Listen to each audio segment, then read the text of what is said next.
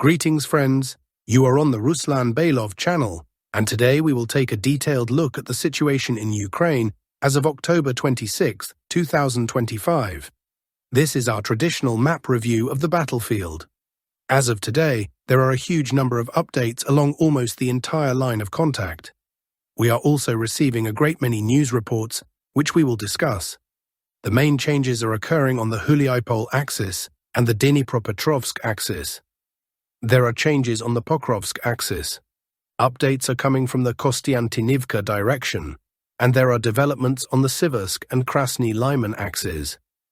There are also changes around Kupansk, and reports are coming from Vovchansk, Lipsy, and the Sumy direction, which we will cover and examine in this video.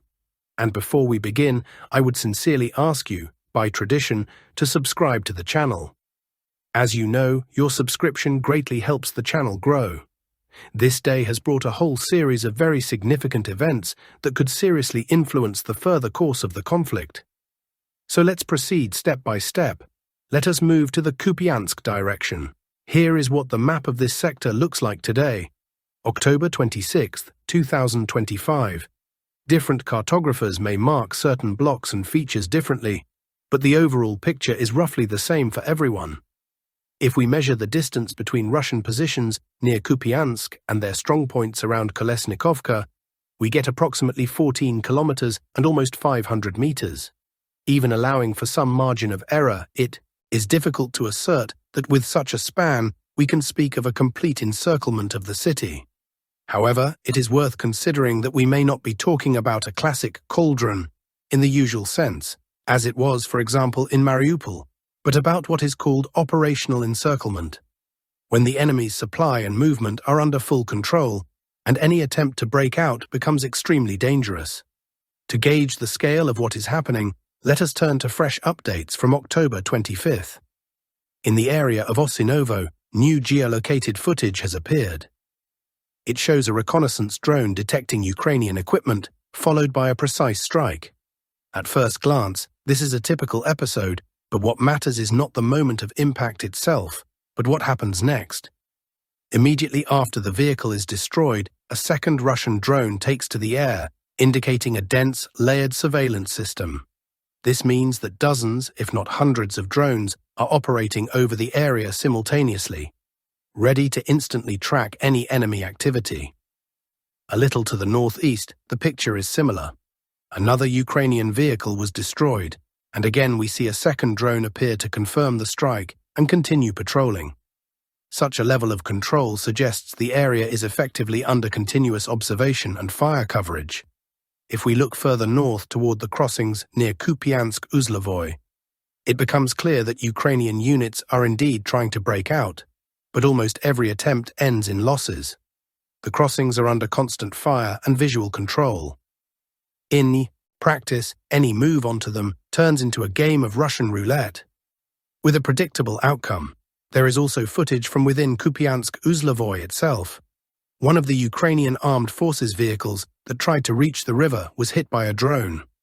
All this indicates that Russian units are maintaining uninterrupted surveillance along the Oskol River. Crossing the river is possible only by swimming or in small groups on foot, without vehicles and heavy weapons. Tanks, infantry fighting vehicles, and armored personnel carriers are essentially doomed. Getting them to the opposite bank is impossible. But even control of the river is only part of the overall picture. Today footage appeared from Kurilovka, where two Russian soldiers raised the tricolor on the roof of one of the buildings. The geolocation confirms the authenticity of the footage, and this is a serious indicator of Russian forces advancing. Ukrainian troops are gradually withdrawing closer to Kupiansk-Uzlovoy, trying to avoid the final closure of the ring.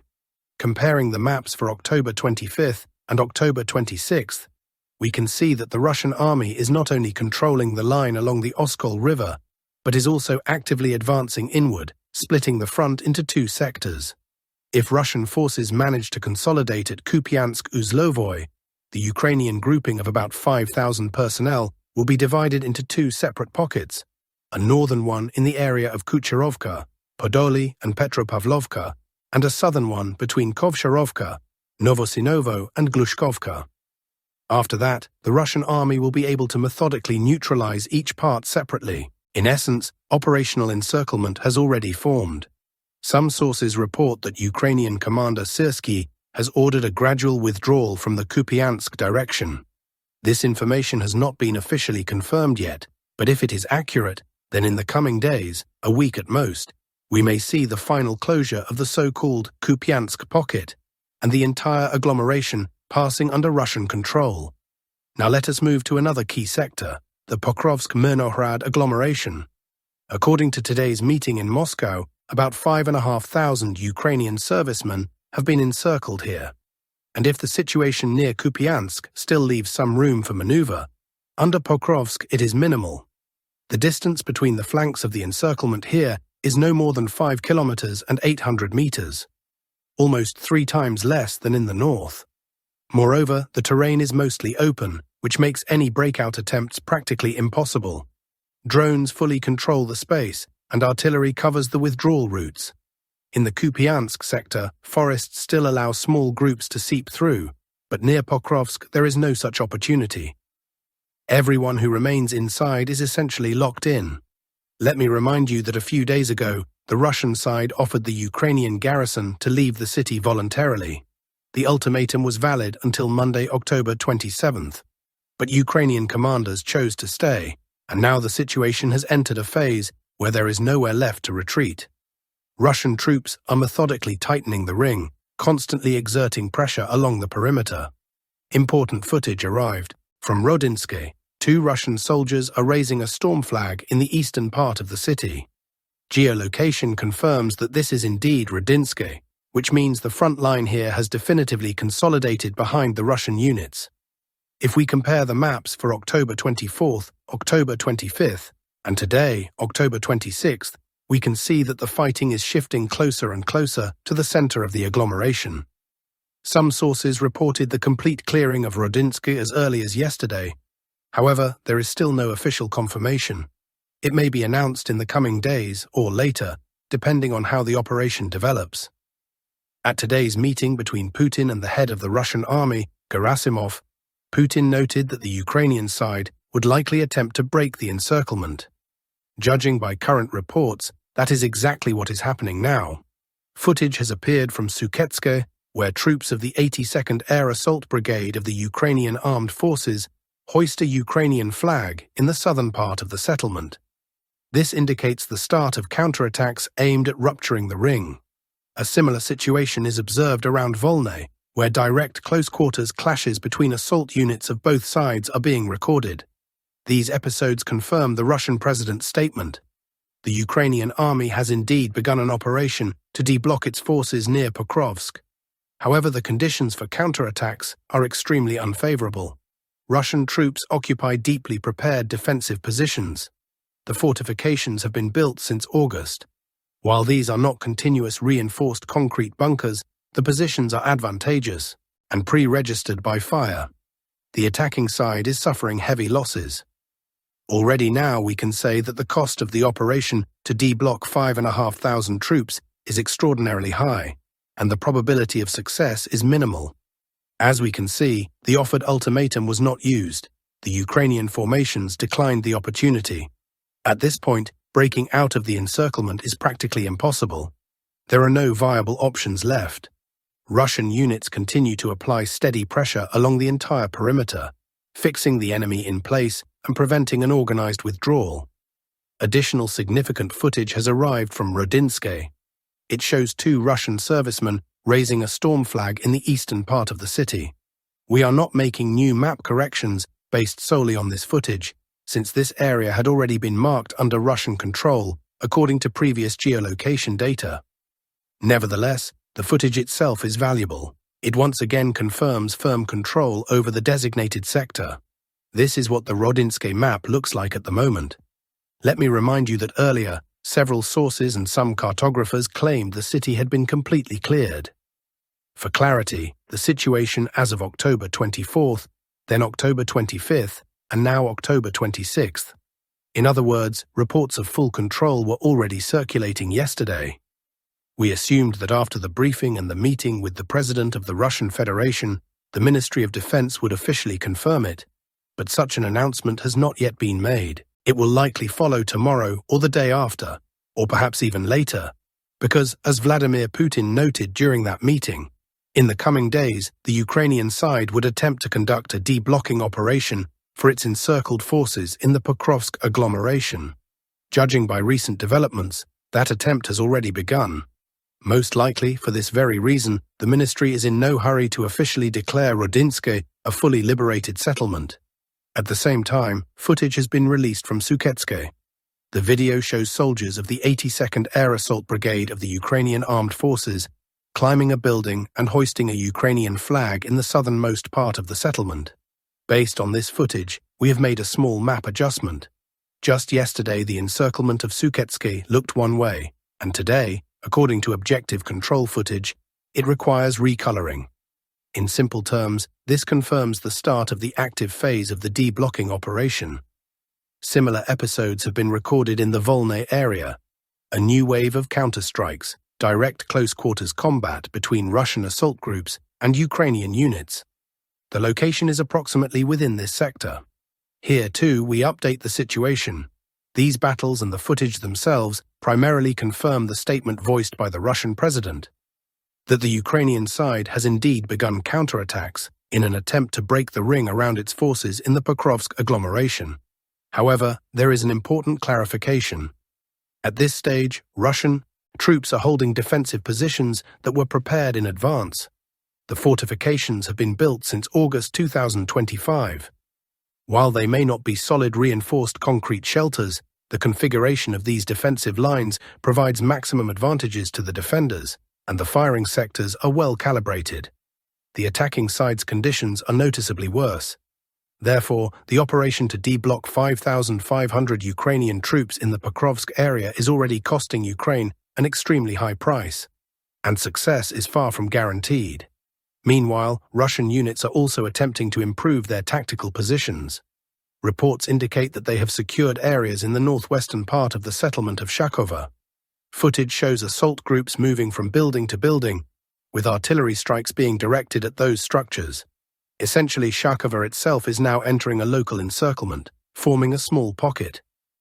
If Russian troops manage to level the front line together with Shakova roughly along this red line, any Ukrainian counterattacks from the Dobropilya direction will lose their significance entirely.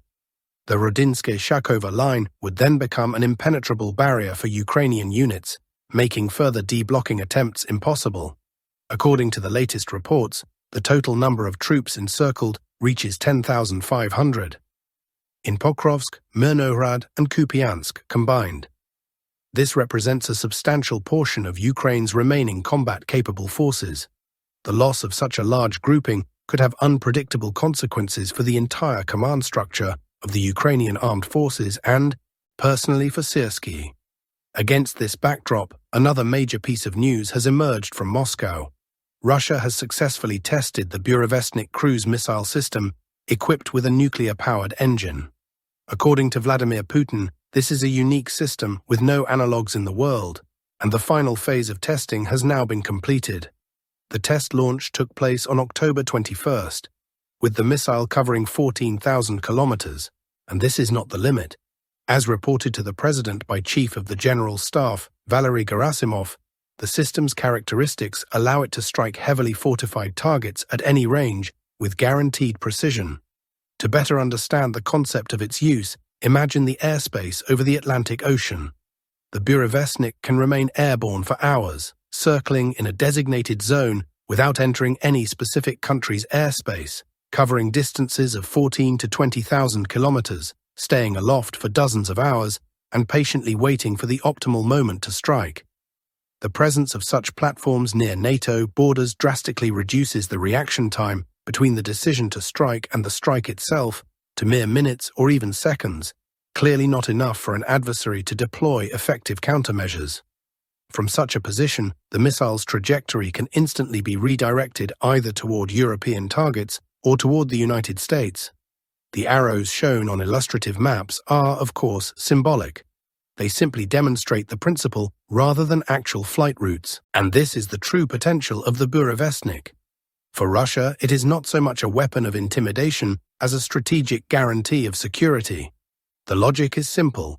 Possession of such a system effectively ensures that hostilities in Ukraine will continue until a clearly defined political and military resolution is achieved. We will be watching closely for the reaction from Western capitals. It is highly likely that we will hear sharp statements from US President Donald Trump, as well as from European leaders. Their remarks will undoubtedly be noteworthy. Now we return to the frontline situation in Ukraine.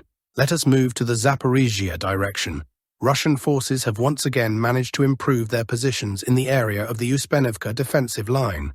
Yesterday, the first footage arrived from Yehorivka. The settlement of Vishnev is being taken into a semi-encirclement, and its supply routes are being cut. Today, there are also reports of Russian advances toward Rybne, Krasnohorska, and Privolne, all located on what is considered the Russian side of the Yanchel River. It is quite logical to expect an intensification of fighting on this sector in the near future. We have already discussed the situation in Pokrovsk. There is no new data yet from Kostiantynivka. However, attention should now turn to the Lyman and Siversk areas.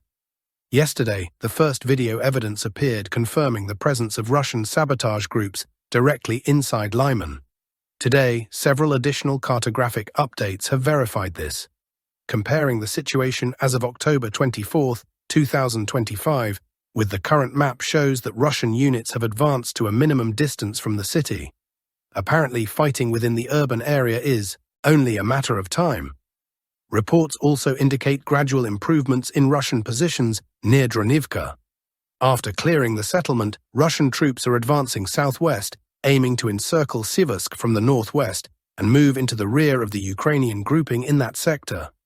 At the same time, new information is coming from Novoselivka. Ukrainian sources are publishing videos of strikes against Russian positions, based on which we make careful adjustments to the operational map. The overall logic of events suggests that the 2025 campaign has entered a decisive phase.